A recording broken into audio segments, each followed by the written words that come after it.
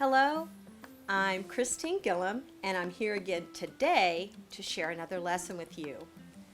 Today, what I want to talk about are the strategies that good readers can use when they come to a word they don't know.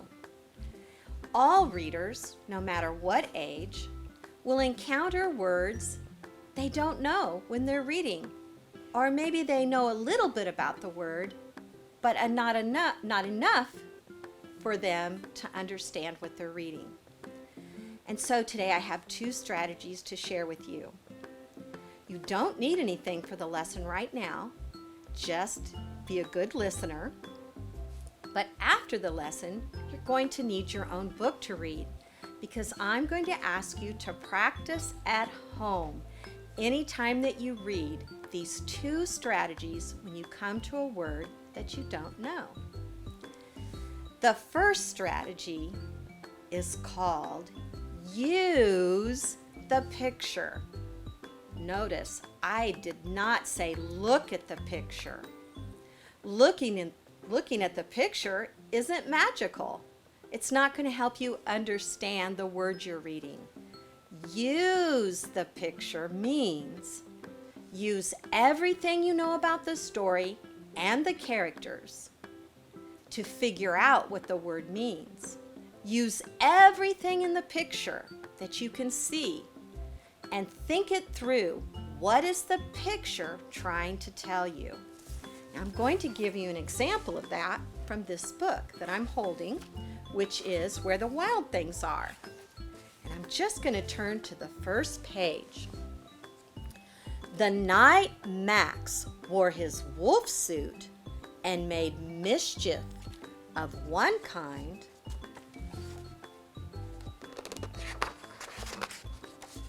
or another. So in the very first sentence of this book,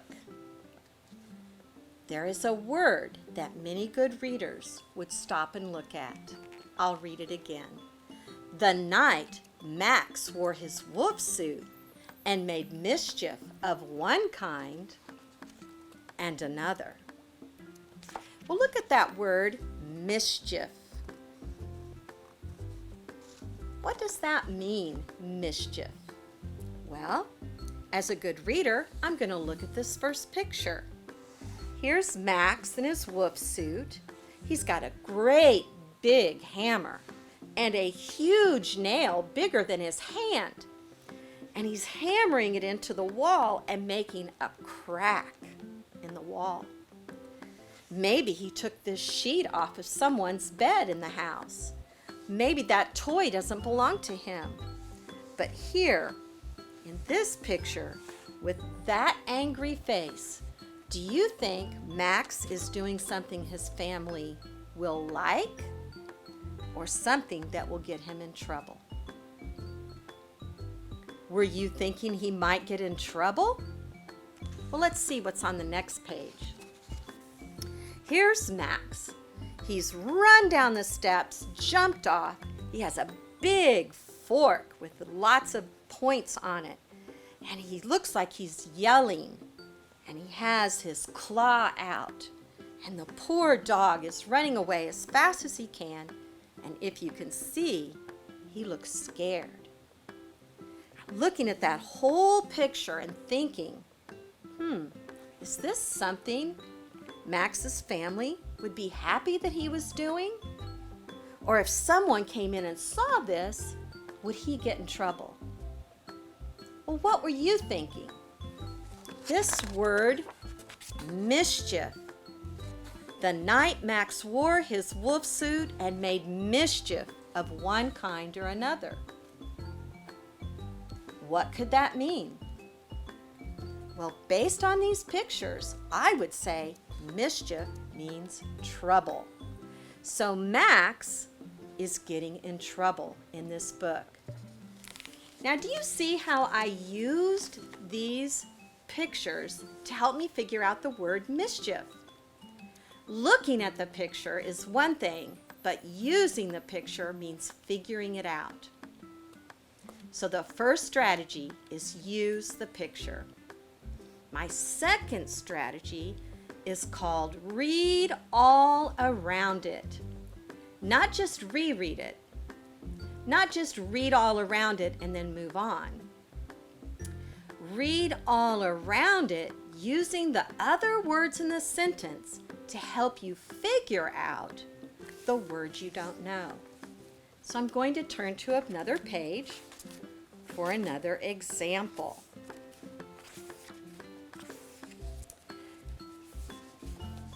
Okay, it says, "And when he came to the place where the wild things are, they roared their terrible roars, and gnashed their terrible teeth, and rolled their terrible eyes, and showed their terrible claws."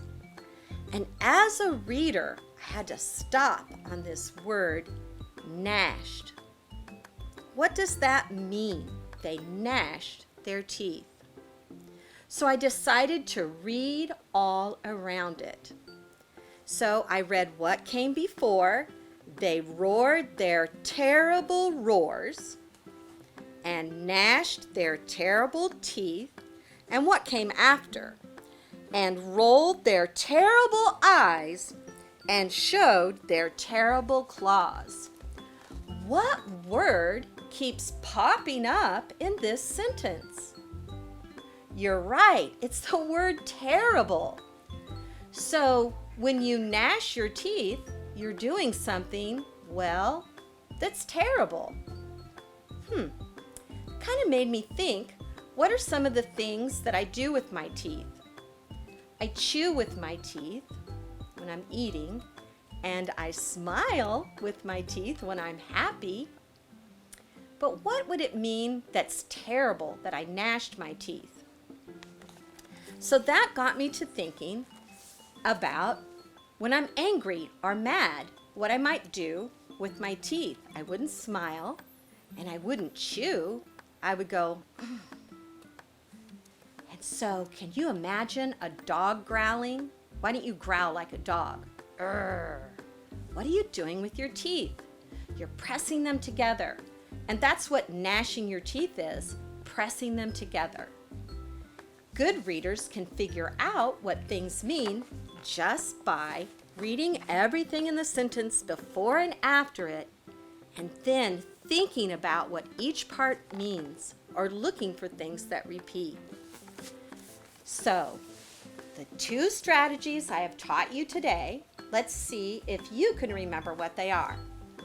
What was the first one? It had something to do with the pictures. Do I want you to just look at the picture? No. I want you to use the picture. And the second strategy was about reading. Was it rereading? No. It was called Read All Around It. And that way you can figure out what words mean that you don't know. Now, I hope we have time to read this book. It's a wonderful children's classic that's been around for many years and has been enjoyed by children of all ages. Where the Wild Things Are, by Maurice Sendak. He's also the illustrator.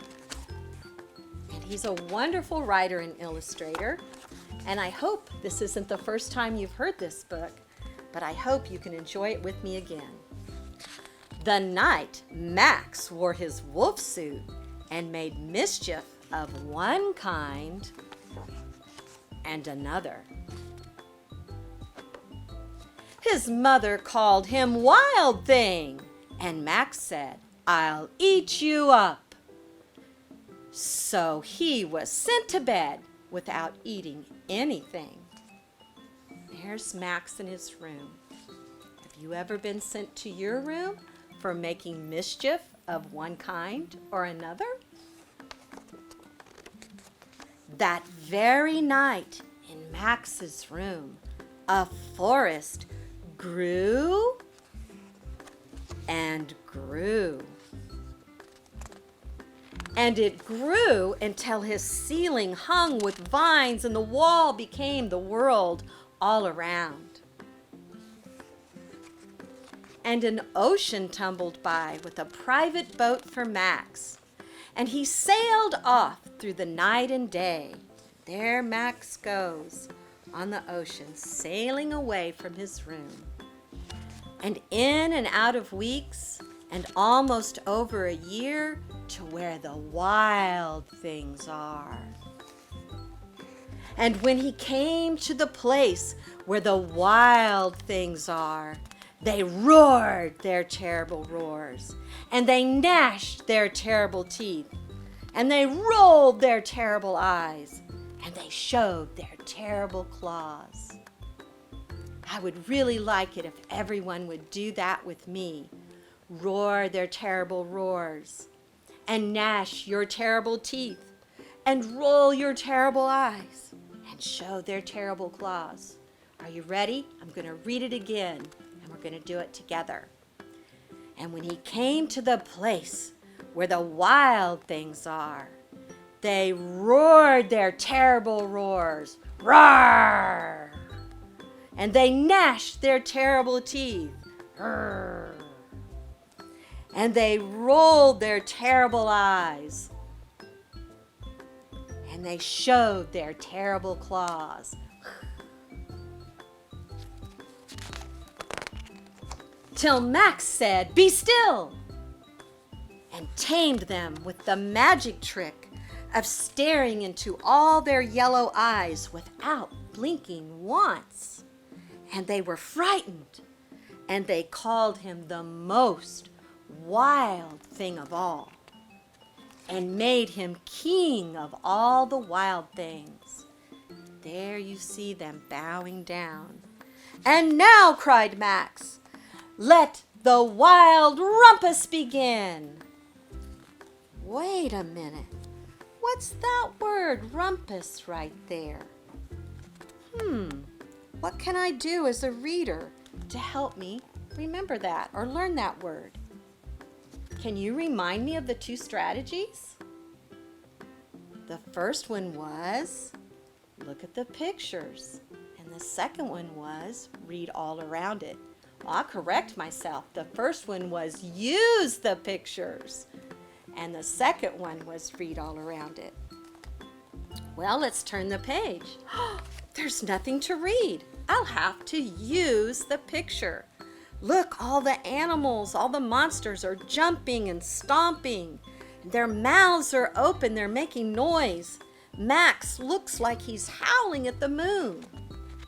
Maybe the next page will have a sentence. No sentence.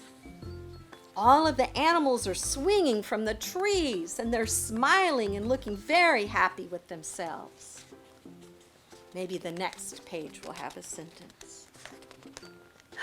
No sentence. All of the animals are marching, and they're holding their arms and carrying Max on their back, and he has a crown because he's the king. So on the next page, Max says stop. So this, all of this must be a rumpus. So what do you think a rumpus is after using these pictures to figure out what everyone was doing? Would you say it was like a wild party or a crazy recess? I think you're right. A rumpus is a wild party or a crazy recess, and they are just having so much fun until... Now stop, Max said, and sent the wild things off to bed without any supper. And Max, the king of all the wild things, was lonely, and he wanted to be somewhere where someone loved him best of all. Then, all around, from far away across the world, he smelled good things to eat. So he gave up being the king of where the wild things are. But the wild things cried, "Oh, please don't go. We'll eat you up, we love you so." And Max said, "No." The wild things roared their terrible roars. Do it with me. Roar! And gnashed their terrible teeth. Ugh. And rolled their terrible eyes. And showed their terrible claws. But Max stepped into his private boat and waved goodbye. Where do you think he's going? He sailed back over a year and in and out of weeks and through a day and into the night of his very own room, where he found his supper waiting for him. And it was still hot. Now, isn't that a fantastic book? I hope you enjoyed it, but more, I hope you remember the 2 strategies that you can use when you come across a word and you're not sure about it in your reading. If there are pictures, use the picture. Look at everything that's in the picture to try to figure out what the word means. And if you can, and you can read around it, read all around it. Look for what's in front of it, look for what's after it, figure out what's repeated or what the mood of the sentence is, what that whole sentence is trying to say to you. And those will be 2 things, 2 strategies that you can use on your own today when you're reading. So find something to read by yourself, and when you come to a word that you don't know, remember, a good reader does not skip that word. A good reader does not ignore that word. A good reader figures out what that word means. And that's your job today, to be a good reader. Well, remember, I'm Christine Gillum, and I was enjoying this book, sharing this book with you very, very much, and I hope I will see you again next week for another lesson. Bye for now.